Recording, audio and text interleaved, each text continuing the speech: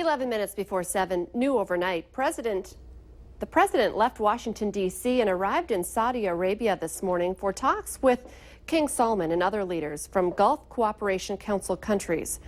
Relations have become strained over the fight against so-called Islamic State and the nuclear deal with Iran.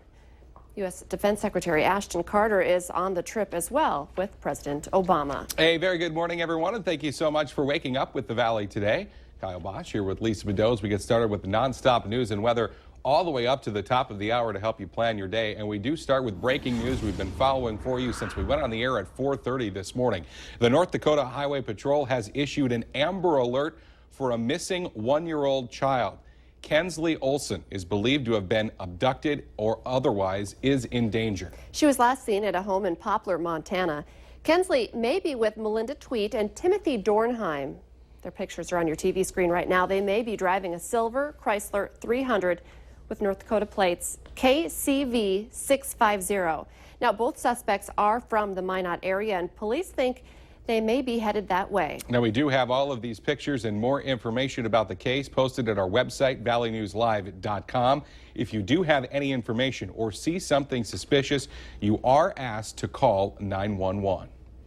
It's now 6:51. Time for weather and traffic on the ones, and we check in first with meteorologist Lisa Green. Some people are gonna probably head into some fog this morning when they head out the door. Yeah, make sure you turn on your headlights as you're leaving this morning. Now that the sun is rising, we're seeing some dense fog in many places. Our advisory is in effect for our western viewing area and then into more parts of North Dakota until 11 o'clock. However, there are places in the east that are struggling with visibility too because of the fog. Park Rapids at 1/4 of a mile and Thief River Falls also at 1/4 of a mile for visibility. Grand Forks has also been quite low at that number. Over toward Gwinner, no visibility to talk about today, and it's been like that throughout the entire morning broadcast. So we're dealing with some very dense fog in that region. Oaks is at 1/2 mile and Jamestown 3/4 of a mile of visibility right now. And so that's going to be an issue through the next several hours this morning. So again, make sure you have those headlights on. 49 degrees in Fargo, 47 in Grand Forks, very mild, 50 degrees in the Fergus Falls area.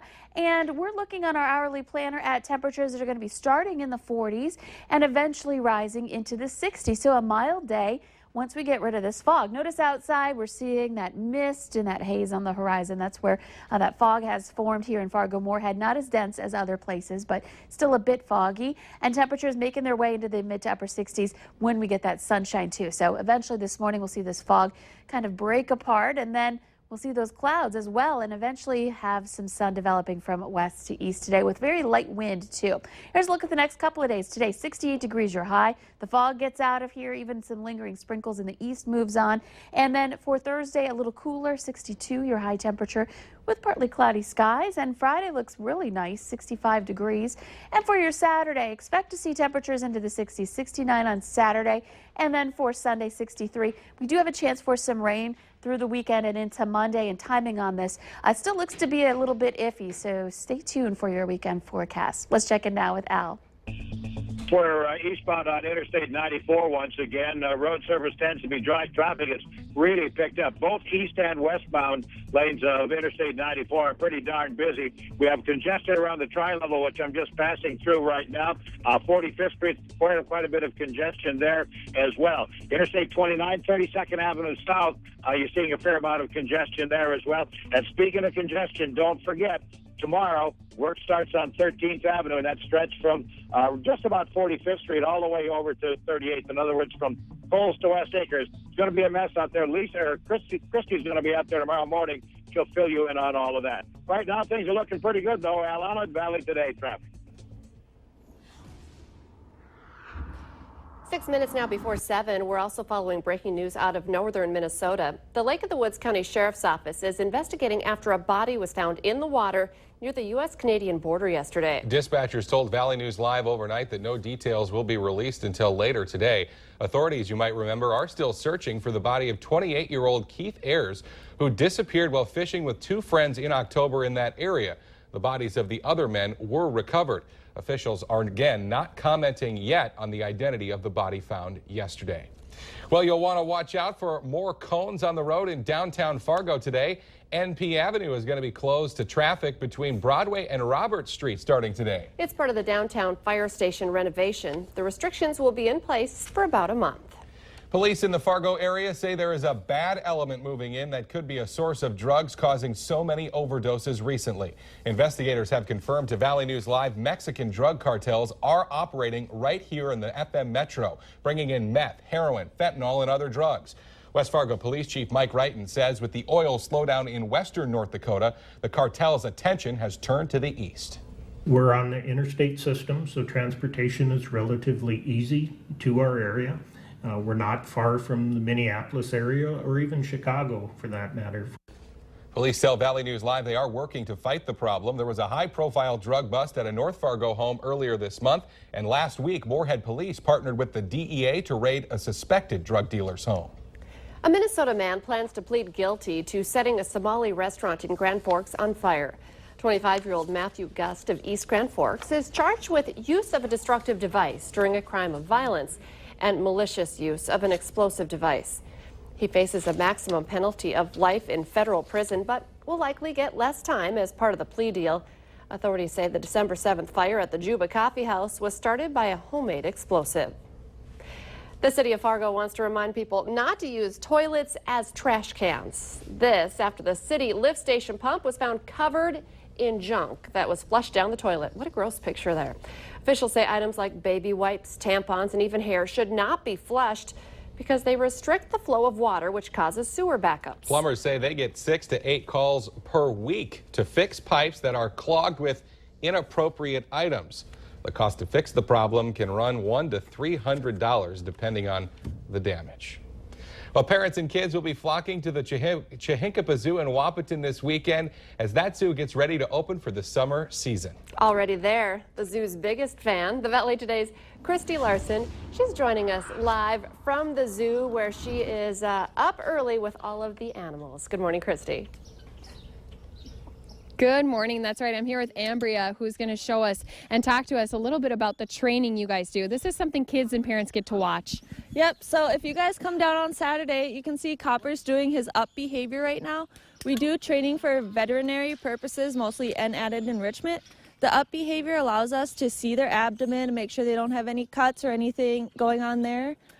Other behaviors that he can do is he can do open mouth, which I believe AD is going to do. This allows us to check out his teeth, make sure he doesn't have an abscess tooth or anything going on in there that we need to have looked at by the vet. And you guys are opening this Saturday. I know you still have a few animals to move around and get ready, but why should parents bring their kids out here? It's a great experience. It's a lot of fun. They can see a lot of cool animals. They get to see training, which is very educational, and it's a lot of fun to watch. And again, it's going to be this Saturday is the opening day, 10 a.m. Chihinkapa Zoo. And guys, as you can see, just so many fun, interesting things to see here. Not only the bears, we showed you Barkley earlier, the kangaroo. There's also the tigers and fusas, and I just can't even name everything, but so fun. Again, Saturday is going to be their opening day. And of course, Corso, the bison. Don't forget about that. Very popular animal there at the Let me do it with this Chihinkapa hand. Zoo. I don't know if I could pick one favorite animal. like Look how some? big that bear is there, Yeah. though. Oh, there's Christy. Being Brave, brave. Christy. And it appears she has all of her fingers still, so there she goes. Good for her. Christy Larson reporting live from the Chihinkapa Zoo in Wahpeton. Thank you, Christy. It's the park that started it all in the state of Minnesota, and it's celebrating a milestone birthday today. More than 200 fourth graders from our area will be at Itasca State Park this afternoon for a special 125th birthday celebration. Itasca State Park was established April 20th of 1891, which also marked the start of the Minnesota State Parks and Trails system. The Minnesota DNR says today's birthday party is really just the kickoff to a summer filled with special events at state parks around Minnesota. That video has me so excited. I kind of peeked up. I thought, that looks like summer. Oh, I'm the ready headwaters of the Mississippi. Everybody has to go there at least once if you live here. I love it. Such great family memories of camping at Itasca. And you get to walk in the Mississippi River. Very fun. Let's get our answer now to our question of the morning on Facebook. This year in your house, 3 of these will vanish. What are they? The answer, forks. They could be in my car or my Forks. purse. When I was a kid, they used to be like underneath my brother's bed. His room was a pigsty. When you eat on the go, whether it's in your bedroom or Yeah. out the door, they disappear, I guess. All right, some fog to deal with as you head out the door. Some places where visibility is down to 0, a lot of places where it's close to that, so be careful this morning. This afternoon we'll see some sunshine and temperatures return to the mid to upper 60s, and we hang on to some drier weather and some sun Thursday through Friday. A few chances for some rain this weekend. Thanks for waking up with the Valley today. We'll have more local news and weather for you right here in just 25 minutes. Have a great day, everybody. We'll see you tomorrow morning.